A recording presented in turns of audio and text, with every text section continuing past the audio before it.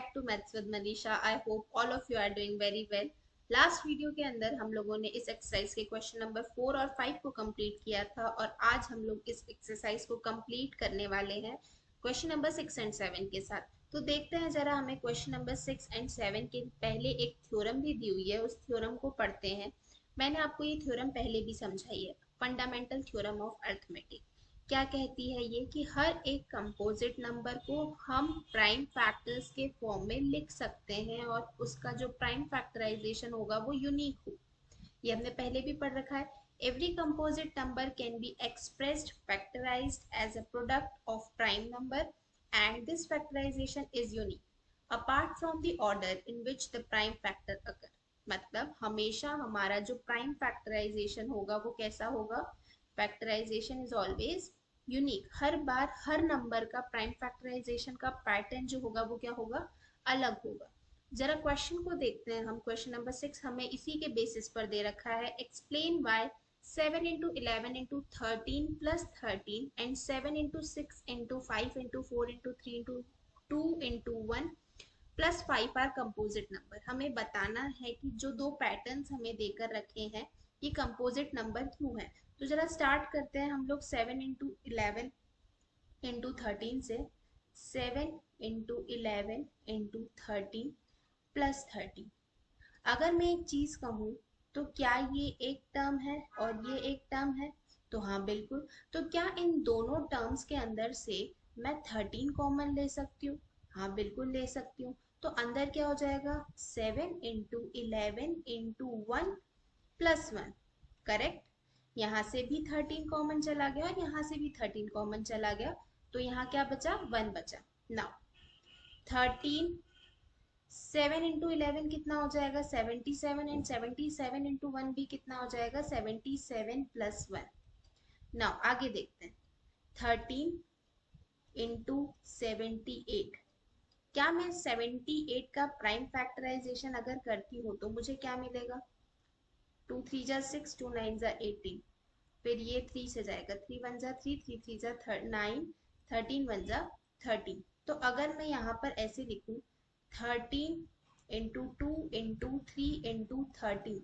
देखिए, हमें पूछा गया था कि एक्सप्लेन करना है कि दिया हुआ जो पैटर्न है वो कंपोजिट कैसे है। और हमें पता है कि कंपोजिट नंबर की डेफिनेशन ही यही होती है कि उसके दो से ज्यादा, मतलब 3 या 3 से ज्यादा फैक्टर्स होने चाहिए। तो हमने तो यहाँ पर 4 फैक्टर्स फाइंड आउट कर दिए है ना।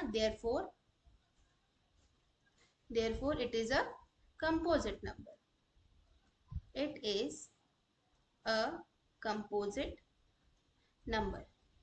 आया समझ में? फिर इसके बाद वाला भी बिल्कुल ऐसा ही है। यहाँ पर ही इसको भी कर लेते हैं हम लोग। क्या देकर रखा है? 7 into 6 into 5 into 4 into 3 into 2 into 1 plus 5।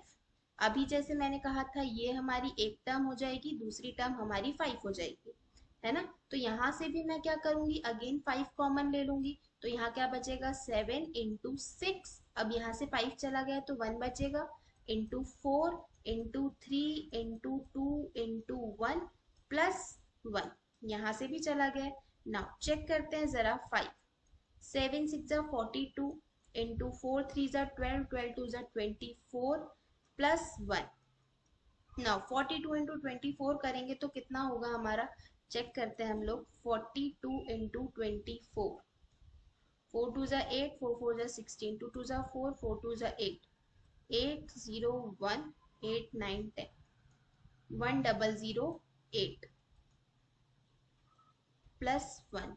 Now अब ये क्या हो जाएगा? 5 1009। आया समझ में? अब ये भी क्या हो गया मेरा? 5 into 1009। That is also a prime factorisation, मतलब there that is also a composite number. तो therefore it is also a composite